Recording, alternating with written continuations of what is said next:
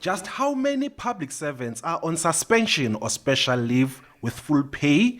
That's a million rand question, costing the taxpayers about 240 million rand. Both the minister and the Public Service Commission say they cannot say with certainty how many public servants are on special leave or suspension.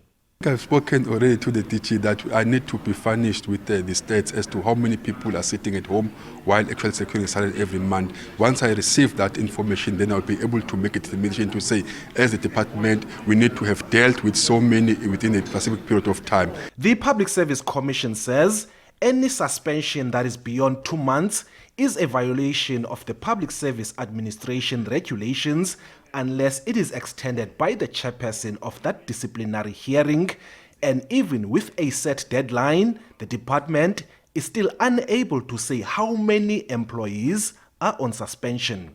We wrote and said, if we do not know which department has suspended how many people, it's better to have a defined date, which was November last year, where everybody comes back to their department and say, I've been suspended for 7 years, I've been suspended for 5 years, and so forth. And only then we could be able to tell who is suspended, where, how many, and how much are we paying. And the employees who are sitting at home on full pay are costing the taxpayer.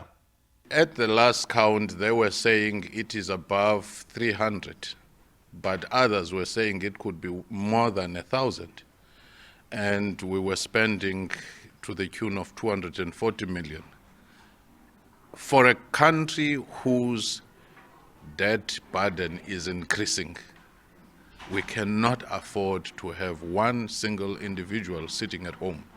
Remember, those who are asked to act in their roles were not appointed for those roles.